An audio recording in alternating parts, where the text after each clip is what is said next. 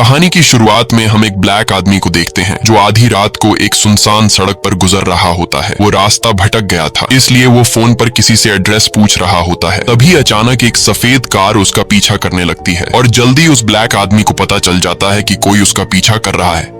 ये देखकर वो घबरा जाता है और अपना रास्ता बदलकर दूसरी तरफ जाने लगता है। कुछ दूर आगे आने के बाद उसे लगा कि शायद उसका पीछा करने वाली गाड़ी चली गई, लेकिन तभी पीछे से एक आदमी जिसने अपने चेहरे को मास्क से छुपाया हुआ था, वो उस ब्लैक आदमी पर हमला करके उसको बेहोश कर देता है और उसे घसीटते हुए अपने कार के डिक्की में बंद करके ले जाता है। अब यहाँ सीन कट होता है और हम एक दूसरे ब्लैक आदमी को देखते हैं जिसका नाम क्रिस है। वहीं हम क्रिस की गर्लफ्रेंड रोज को देखते हैं। इन दोनों की जोड़ी बिल्कुल भी मैच नहीं हो रही थी क्योंकि क्रिस ब्लैक था और रोज व्हाइट, लेकिन कलर में चेंजिंग होने के बावजूद भी ये दोनों एक दूसरे से बहुत ज्यादा प्यार करते थे। रोज को क्रिस की काफी ज्यादा फिक्र थी और वो क्रिस से कहती है कि तुम मेरे पहले बॉयफ्रेंड हो, लेकिन क्रिस आज थोड़ा नर्वस है क्योंकि वो रोज के पेरेंट्स से पहली बार मिलने जाने वाला है। दरअसल रोज के पेरेंट्स जिस शहर में रहते हैं वहाँ के लोग ब्लैक लोगों से नफरत करते हैं और रोज ने अपने घर वालों को ये नहीं बताया है कि उसका बॉयफ्रेंड ब्लैक है। क्रिस अपनी गर्लफ्रेंड रोज से कहता है कि तुमने अपने पेरेंट्स को बताया भी है कि मैं एक ब्लैक हूँ। तब रोज उसे समझाती है कि मेरे पेरेंट्स काफी पढ़े लिखे हैं और उन्हें इंसान के कलर या जाति से कोई फर्क नहीं पड़ता। इसके बाद यह दोनों गाड़ी में बैठकर निकल पड़ते हैं। रास्ते में क्रिस स्मोक करने की कोशिश करता है, तब रोज उसकी सिगरेट बाहर फेंक देती है क्योंकि यह सेहत के लिए अच्छी चीज नहीं थी। कुछ दूर आगे जाने के बाद क्रिस अपने दोस्त रॉड को कॉल करता है जो कि एक डिटेक्टिव है। क्रिस उसे बताता है कि मैं रोज के पेरेंट्स से मिलने जा रहा हूँ, जिस दौरान मुझे वहाँ कुछ दिन गुजारने पड़ेंगे, इसलिए तुम मेरे कुत्ते का ख्याल रखना। डिटेक्टिव मजाक में क्रिस से कहता है कि गोरी लड़की के साथ उसके घर अकेले मत जाओ, क्या पता उसने तुम्हारे लिए कोई जाल बिछाया हो। ये सुनकर क्रिस मुस्कुराता है और फोन काट देता है। अब ये दोनों सफर को एंजॉय करते हुए बातचीत करने लगते हैं और तभी अचानक एक हिरन इनकी कार के सामने आ जाती है और कार के टकराने से उसकी मौत हो जाती है। अब ये लोग एक पुलिस वाले को कॉल करके यहाँ बुलाते हैं और पुलिस वाला क्रिस से उसकी लाइसेंस आईडी मांगता है,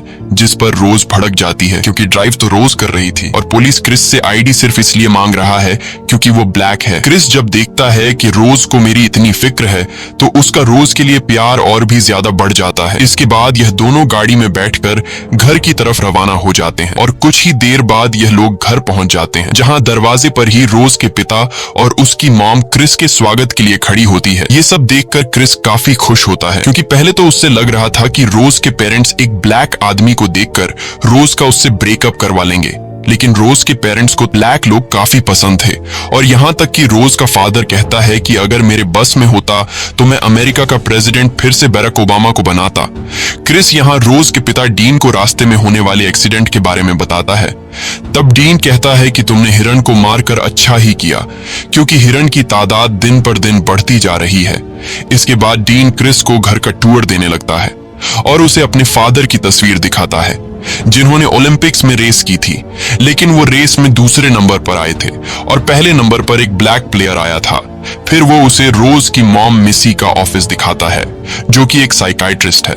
साथ ही डीन क्रिस से कहता है कि मैं खुद भी एक न्यूरोसर्जन हूँ। वहीं बातें करते हुए जब ये लोग बाहर गार्डन में आते हैं तब क्रिस इस घर के नौकर वॉल्टर को देखता है और इस घर की कुक जॉर्जिना को देखता है जो कि दोनों ब्लैक हैं। अब इससे पहले कि क्रिस सोचे कि इन गोरों की फैमिली ने जानबूझकर ब्लैक्स को नौकर रखा हुआ है, तभी डीन बताता है कि इन दोनों को रोज के दादा और दादी की देखभाल करने के लिए रखा गया था और जब दादा दादी की डेथ हुई तो मैंने इन दोनों को जॉब से नहीं निकाला बल्कि उन्हें भी अपने परिवार का हिस्सा बना लिया। यह सुनकर क्रिस को काफी अच्छा लगता है और मन ही मन क्रिस सोचता है कि यह लोग कितने नेक दिल हैं। यहाँ हम ऑडियंस देखते हैं कि रोज की फैमिली हद से ज्यादा क्रिस के साथ अच्छे से पेश आ रही है। इसके बाद यह पूरी फैमिली ड्रिंक के लिए टेबल पर बैठती है। तब घर की नौकरानी जॉर्जिना क्रिस के ग्लास में ड्रिंक भरने लगती है, लेकिन ग्लास में ड्रिंक भरते हुए वो सोच में चली जाती है और क्रिस के ग्लास में ड्रिंक फुल होने के बावजूद भी वो शराब डालती जा रही होती है। ये देखकर क्रिस को कुछ अजीब लगता है। तब रोज की मॉम मिसी जॉर्जिना को जाकर आराम करने के लिए बोलती है। इसके बाद डीन क्रिस से उसके पेरेंट्स के बारे में पूछता है। तब क्रिस बताता है कि जब वो छोटा था तब उसकी मॉम एक कार एक्सीडेंट में मारी गई थी और मेरे फादर ने दूसरी शादी कर ली और अब मैं अकेला रहता हूँ। ये सुनकर डीन के चेहरे पर हमें खुशी नजर आती है और वह समझ जाता है कि क्रिस अब इस दुनिया में अकेला है और पीछे उसका कोई भी पूछने वाला नहीं। तब डीन क्रिस से पूछता है कि क्या तुम सिगरेट पीते पीते हो? जिस पर क्रिस कहता है हाँ, लेकिन मैं यह आदत जल्द ही छोड़ना चाहता हूँ। तब डीन कहता है कि अगर तुम सिगरेट पीना छोड़ना चाहते हो तो तुम्हें रोज की मॉम मिसी से मदद ले सकते हो। क्रिस पूछता है वो कैसे, जिस पर डीन उसे बताता है कि पहले मैं भी सिगरेट पिया करता था, लेकिन जब मिसी ने मुझे हिप्नोटाइज किया तब से मुझे सिगरेट पीने से घिन आती है। मिसी क्रिस से कहती है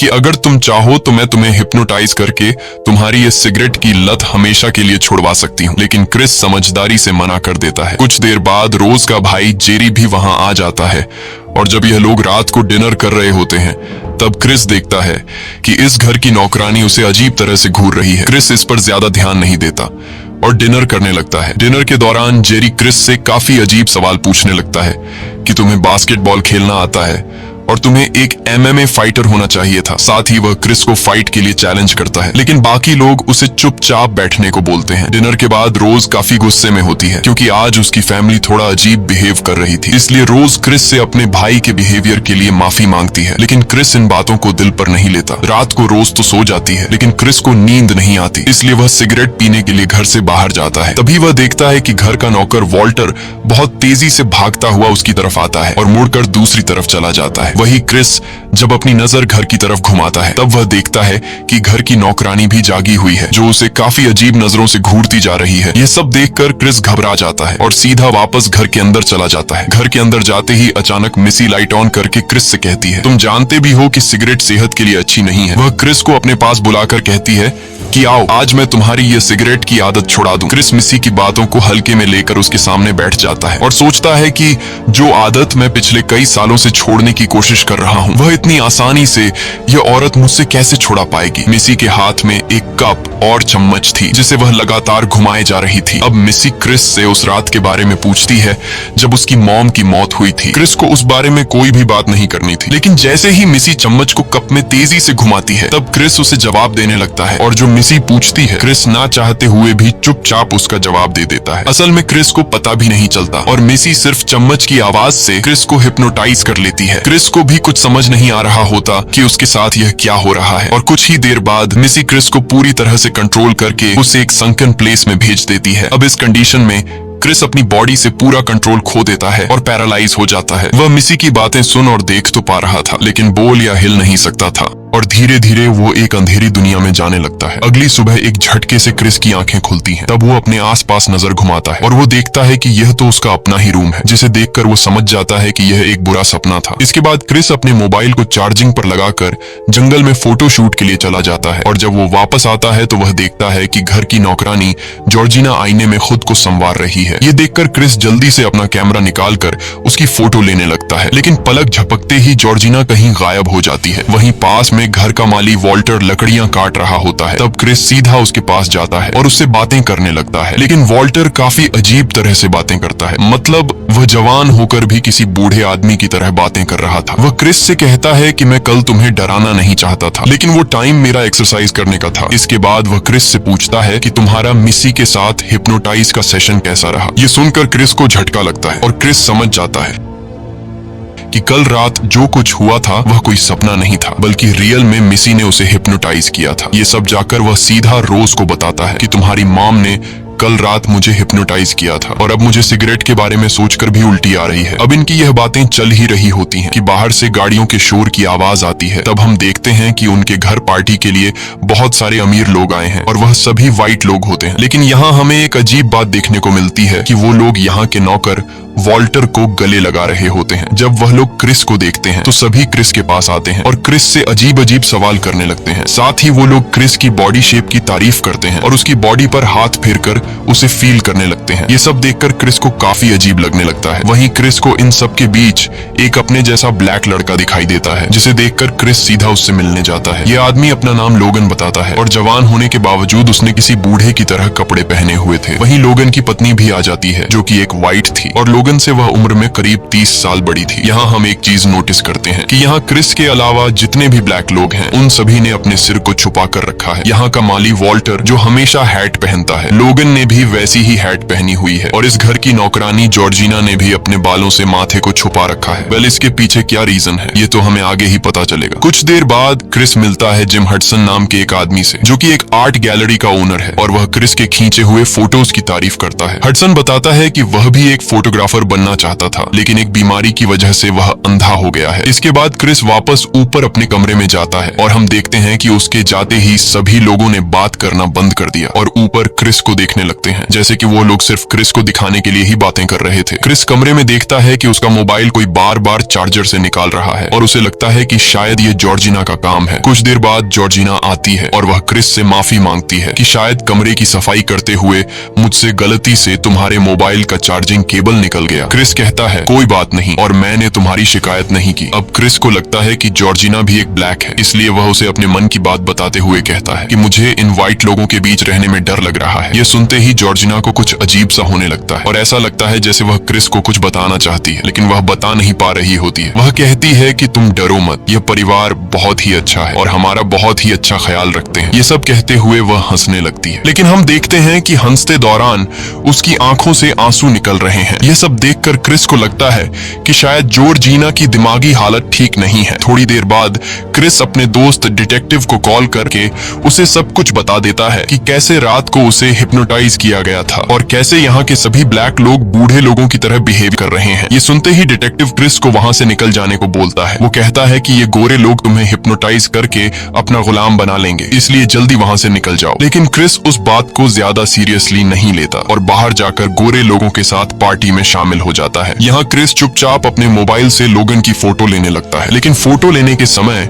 उसके मोबाइल की टॉर्च ऑन हो जाती है और फ्लैश के कारण लोगन को कुछ हो जाता है। उसके नाक से खून निकलने लगता है और वो गुस्से में क्रिस पर हमला कर देता है। हमले के दौरान वो बार बार क्रिस से कहता है कि यहाँ से भाग जाओ। ये सब सुनकर क्रिस समझ जाता है कि यहाँ जरूर कुछ गड़बड़ है। इसके बाद सभी लोग लोगन को एक रूम में ले जाते हैं और कुछ ही देर बाद वो बिल्कुल ठीक हो जाता है और सभी लोगों से माफी मांगता है जो कुछ अभी उसने कुछ देर पहले किया। डीन क्रिस को तसल्ली देते हुए कहता है कि तुम डरो मत, लोगन एक बीमारी का शिकार है और वो मोबाइल के फ्लैश को देखते ही उसे मिर्गी के दौरे पड़ते हैं। लेकिन क्रिस अभी भी डरा हुआ था, इसलिए उसकी गर्लफ्रेंड रोज उसे एक नदी के किनारे ले आती है, जहाँ क्रिस रोज को बताता है कि उसे यहाँ बिल्कुल भी अच्छा नहीं लग रहा, इसीलिए हमें यहाँ से जाना चाहिए। लेकिन रोज उसे कहती है कि मैं तुम्हारे साथ हूँ, यहाँ तुम्हें कुछ भी नहीं होगा, बस कुछ दिन इंतजार करो और फिर हम यहाँ से चले जाएंगे। ये कहते ही रोज क्रिस को गले लगा लेती है। तब क्रिस रोज की बात मान लेता है, ये सोचते हुए कि वैसे भी मुझे अपनी जिंदगी रोज के साथ बितानी है और यहाँ जो कुछ भी हो रहा है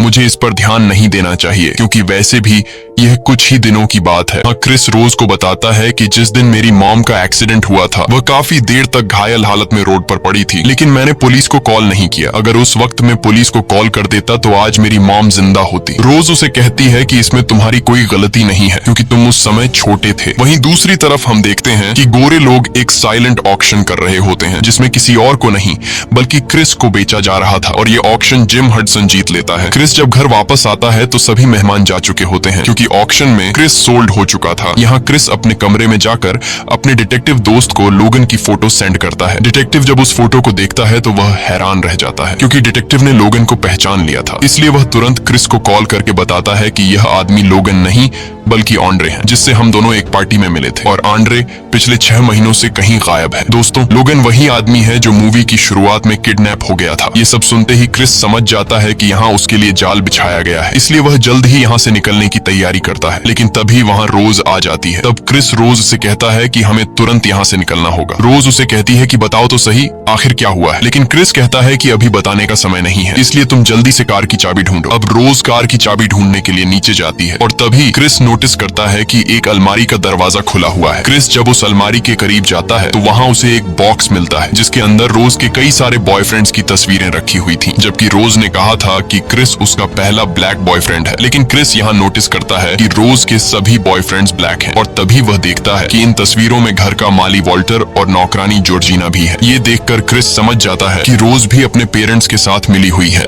जिस तरह उसने जॉर्जिना और वॉल्टर को फंसाया है उसी तरह से वो मुझे भी फंसाना चाहती है। ये सब समझ आते ही क्रिस जल्दी से नीचे आता है, लेकिन नीचे पूरी फैमिली उसका रास्ता रोक कर खड़ी थी। क्रिस चिल्लाते हुए रोज से कार की चाबियां मांगता है। तब रोज कहती है कि मुझे चाबियां मिल नहीं रही हैं, लेकिन अचानक से रोज अपने असली रूप में आकर क्रिस को चाबियां दिखाती है और कहती है कि चाबियां तो शुरू से मेरे पास थीं, लेकिन मैं तुम्हें देना नहीं चाह रही थी। अब यहाँ क्रिस को जब यहाँ से भागने का कोई रास्ता नहीं मिलता, तब वह दौड़कर जेरी पर हमला कर देता है। लेकिन तभी रोज की मॉम मॉम मिसी चाय के कप से चम्मच मारती है, जिसकी आवाज सुनकर क्रिस तुरंत पैरालाइज हो जाता है और संकन प्लेस में चला जाता है और यह तीनों उसकी बॉडी को नीचे बेसमेंट में ले जाने लगते हैं। अगले दिन डिटेक्टिव क्रिस को बार बार कॉल करने की कोशिश करता है, लेकिन क्रिस कॉल अटेंड नहीं करता। अब क्रिस के कॉल न उठाने पर डिटेक्टिव समझ जाता है कि क्रिस खतरे में है, इसलिए वह अपने डिपार्टमेंट के कुछ सीनियर ब्लैक ऑफिसर्स को जाकर बताता है कि कुछ गोरे लोगों ने उसके दोस्त को ब्रेन वॉश करके गुलाम बना लिया है। पर वो सब उसकी बात सुनकर हंसने लगते हैं और कोई भी डिटेक्टिव की बात पर यकीन नहीं करता। अब डिटेक्टिव समझ जाता है कि उसे खुद ही कुछ करना होगा। इधर क्रिस को बेसमेंट में होश आता है और वो खुद को एक चेयर पर बंधा हुआ पाता है। उसके सामने एक ओल्ड टीवी था जिसमें रोज के दादा की वीडियो टेप चलने लगती है, जो बताता है कि उसके परिवार ने एक ऐसा तरीका निकाल लिया है जिससे इंसान बूढ़ा होने के बाद फिर से जवान हो सकता है, यानी कि वो किसी इंसान के दिमाग को किसी दूसरे इंसान की बॉडी में ट्रांसप्लांट कर सकते हैं। इसके बाद टीवी पर वही कप और चम्मच का साउंड आता है, जिससे क्रिस पैरालाइज होकर संकन प्लेस में चला जाता है। अगले दिन टीवी पर जिम हडसन दिखाई देता है, वह आदमी जिसने क्रिस को ऑक्शन में खरीदा था। हडसन कहता है कि वह यहाँ क्रिस के सारे डाउट्स क्लियर करने आया है ताकि उनका प्रोसीजर अच्छे से हो सके। वह बताता है कि इस प्रोसीजर के 3 स्टेप्स होते हैं। पहला, किसी ब्लैक आदमी को हिप्नोटाइज करके संकन प्लेस में भेज दिया जाता है। दूसरा, जब वो हिप्नोटाइज हो जाता है और उसका अपनी बॉडी पर कोई भी कंट्रोल नहीं होता, तब उसे ब्रेन ट्रांसप्लांट के लिए तैयार कर दिया जाता है। और तीसरा, उसके सिर में किसी गोरे इंसान का दिमाग डाल दिया जाता है, जो कुछ टाइम बाद तुम्हारे साथ होने वाला है। मेरा दिमाग तुम्हारे सिर में ट्रांसफर कर दिया जाएगा और तुम्हारी बॉडी पर मेरा कंट्रोल होगा। अब जाकर हम ऑडियंस को सारी सच्चाई का पता चलता है, यानी कि रोज के पेरेंट्स किसी अमीर बूढ़े इंसान का दिमाग किसी ब्लैक इंसान के सिर में ट्रांसप्लांट कर देते हैं, जिससे उस अमीर बूढ़े इंसान को एक नई जिंदगी मिल जाती है और वो ब्लैक इंसान हमेशा के लिए हिप्नोटाइज होकर संकन प्लेस में चला जाता है, जिससे उस गोरे इंसान के पास ब्लैक बॉडी का पूरा कंट्रोल आ जाता है। यहाँ हमें यह भी पता चलता है कि लोगन, वॉल्टर, जॉर्जिना और बाकी सबके साथ यही किया गया है और उनके अंदर किसी वाइट बूढ़े का ब्रेन डाल दिया गया है, इसीलिए ये लोग अजीब तरह से बिहेवियर कर रहे थे। और अब हडसन को भी क्रिस की बॉडी मिलने वाली है। ये सब जानकर क्रिस पूछता है कि ये लोग सिर्फ ब्लैक लोगों को ही क्यों चुनते हैं। तब उसे बताया जाता है कि रोज के दादा जिन्होंने ओलंपिक्स में दौड़ लगाई थी, उन्हें किसी ब्लैक इंसान ने हरा दिया था, जिससे रोज के दादा को यह आइडिया आया कि ब्लैक लोगों की बॉडी गोरे लोगों से कहीं बेहतर होती है। इसके बाद टीवी बंद हो जाता है और तभी क्रिस की नजर सोफा पर पड़ती है, जिससे कुछ रुई बाहर निकल रही होती है और तभी फिर से टीवी पर कप और चम्मच का साउंड निकलता है, जिससे क्रिस बेहोश हो जाता है। वहीं दूसरी तरफ रोज के फादर ब्रेन ट्रांसप्लांट के काम पर लग जाते हैं और वो बहुत ही बारीकी से जिम हडसन के सिर से ब्रेन निकाल लेते हैं और क्रिस के सिर में ट्रांसप्लांट करने के लिए रेडी कर देते हैं। अब बारी थी क्रिस को ऑपरेशन थिएटर में ले जाकर उसके सिर में हडसन का दिमाग लगाने की, इसलिए रोज का भाई जेरी क्रिस को लेने के लिए आता है और वह क्रिस के हाथ खोलकर जैसे ही दूसरी तरफ मुड़ता है, तभी पीछे से क्रिस किसी भारी चीज से उसके सिर पर वार करके उसे बेहोश कर देता है। यहाँ हमें पता चलता है कि जिस सोफे पर क्रिस बैठा हुआ था, उसकी रुई उसने अपने कान में ठूंस ली थी, जिस वजह से कप और चम्मच वाली आवाज उसे सुनाई ही नहीं दी और क्रिस बेहोश होने का नाटक कर रहा था। वहीं डीन अपने बेटे को ढूंढने के लिए बाहर आता है कि इतने देर से वह क्यों नहीं आया, पर तभी क्रिस एक हिरन का स्टैच्यू उठाकर सीधा डीन के पेट में घोंप देता है, जिससे डीन की वहीं पर मौत हो जाती है। अब क्रिस यहाँ से भागने के लिए जैसे ही मेन डोर पर पहुंचता है तो वहां मिसी खड़ी होती है और मिसी समझ जाती है कि क्रिस हिप्नोटाइज नहीं हुआ है, इसलिए वह टेबल पर रखा चाय की प्याली और चम्मच की तरफ दौड़ती है। लेकिन उससे पहले कि वह इस चम्मच और प्याली को उठा पाती, क्रिस प्याली को धक्का देकर तोड़ देता है। अब चम्मच और प्याली के बिना मिसी कुछ भी नहीं कर सकती थी, इसलिए मिसी एक स्क्रू ड्राइवर से क्रिस पर हमला करती है, लेकिन क्रिस उसका वार रोक लेता है। क्रिस मिसी पर काफी गुस्सा था और वह उसी स्क्रू ड्राइवर को मिसी के सर में घुसाकर उसे मार डालता है। अब क्रिस बाहर जाने ही वाला था कि रोज का भाई जेरेमी होश में आ जाता है और वह क्रिस पर अटैक कर लेता है, लेकिन क्रिस स्क्रू ड्राइवर से उसके पैर पर वार करता है, जिससे वह बुरी तरह से घायल होकर नीचे गिर जाता है और क्रिस उसके सर पर कई बार वार करके उसे बेरहमी से मार डालता है। वहीं रोज ऊपर अपने रूम में हेडफोन लगाकर गाने सुन रही थी और इंटरनेट पर अपने अगले शिकार की तलाश कर रही थी। उसे कुछ खबर नहीं होती कि बाहर क्या चल रहा है और बाहर क्रिस चुपचाप गाड़ी में बैठकर यहाँ से निकलने लगता है, पर थोड़ा आगे जाते ही क्रिस की कार घर की नौकरानी जॉर्जिना से टकरा जाती है, जिसकी आवाज रूम में बैठी रोज सुन लेती है। अब क्रिस अगर चाहता तो वह यहाँ से निकल सकता था, लेकिन क्रिस ऐसा नहीं करता। वह जॉर्जिना को इस तरह घायल हालत में छोड़ना नहीं चाहता था, क्योंकि बचपन में जब उसकी मॉम का एक्सीडेंट हुआ था तो उसकी मॉम भी जॉर्जिना की तरह सड़क पर पड़ी हुई थी, लेकिन क्रिस ने कुछ नहीं किया। जिस वजह से क्रिस की मॉम की डेथ हुई। इसलिए क्रिस जॉर्जिना को उठाकर गाड़ी में बिठा लेता है। वहीं रोज भी बंदूक लेकर बाहर आती है और दादी माँ चिल्लाने लगती है। तभी हम जॉर्जिना के माथे पर कुछ कट्स देखते हैं और रोज के दादी माँ चिल्लाने से हमें पता चलता है कि जॉर्जिना के सर में रोज की दादी माँ का ब्रेन ट्रांसप्लांट किया गया है। और यही वजह थी कि जॉर्जिना, लोगन और वॉल्टर हमेशा टोपी पहना करते थे ताकि उनके सर में लगे कट्स किसी को नजर ना आ सके। वहीं हम देखते हैं कि जॉर्जिना यानी कि दादी माँ के हाव भाव बदलने लगे हैं। वह काफी गुस्से से क्रिस को देखती है और चिल्लाकर कहती है कि तुमने मेरी सारी फैमिली को मार डाला। ये कहते ही वह क्रिस पर हमला कर देती है। अब खुद को बचाते हुए क्रिस का ध्यान गाड़ी पर नहीं रहता, जिससे गाड़ी का जोर से एक्सीडेंट होता है। लकीली इस एक्सीडेंट में क्रिस को कुछ नहीं होता, लेकिन दादी यानी जॉर्जिना दोनों ही मारी जाती हैं। एक्सीडेंट की वजह से गाड़ी भी खराब हो जाती है, इसलिए क्रिस जल्दी से गाड़ी से निकलकर पैदल ही भागने लगता है। लेकिन पीछे से रोज क्रिस पर गोलियां चलाने लगती है, पर क्रिस गोलियों से खुद को बचाकर आगे निकल जाता है। यहाँ रोज घर के माली वॉल्टर से कहती है कि जाओ दादाजी और उसे पकड़ो। अब वॉल्टर के सर में रोज के दादा का ब्रेन था और वह ओलंपिक्स में एक रेसर रह चुका था, इसलिए वह काफी तेजी से दौड़ते हुए क्रिस को पकड़ लेता है और उसे नीचे गिराकर मार ही डालने वाला होता है कि तभी यहाँ क्रिस समझदारी से काम लेते हुए अपना मोबाइल निकालकर उसकी टॉर्च ऑन कर लेता है। टॉर्च की लाइट को देखते ही वॉल्टर होश में आ जाता है और वह रोज से कहता है कि लाओ गन मुझे दो ताकि मैं क्रिस को मार दूं। रोज जैसे ही वॉल्टर को गन देती है तो वॉल्टर उल्टा रोज को पेट में गोली मार देता है, क्योंकि वॉल्टर अब सारी सच्चाई जान चुका था कि किस तरह रोज ने उसे फंसाकर उसके सर में दादाजी का ब्रेन डाल दिया है। साथ ही वॉल्टर को यह भी पता था कि फ्लैश लाइट का असर कुछ देर ही रहेगा। अब इससे पहले कि वह फिर से दादाजी में कन्वर्ट हो जाता, वह खुद को ही शूट करके मर जाता है। वहीं रोज अभी भी जिंदा थी और वह गन उठाने की कोशिश कर रही थी, लेकिन क्रिस उससे गन दूर कर लेता है। अब यहाँ रोज फिर से क्रिस को अपनी बातों में फंसाने की कोशिश करती है और कहती है कि मैं तुमसे बहुत ज्यादा प्यार करती हूँ। लेकिन इस बार क्रिस उसकी बातों में नहीं आता और वह रोज का गला दबाकर उसे मारने ही वाला होता है कि तभी पीछे से पुलिस की कार आ जाती है, जिसे देखकर रोज खुश हो जाती है क्योंकि उसे लग रहा था कि पुलिस उसे बचा लेगी। लेकिन यहाँ हम देखते हैं कि उस कार में कोई और नहीं बल्कि क्रिस का जिगरी दोस्त डिटेक्टिव होता है और वह क्रिस को अपने साथ यहाँ से ले जाता है। वहीं रोज सड़क पर पड़ी पड़ी ही दम तोड़ देती है। इसी के साथ ये कहानी खत्म हो जाती है। अगर आपको ये वीडियो अच्छी लगी हो तो हमारे चैनल को सब्सक्राइब और वीडियो को लाइक जरूर कीजिएगा।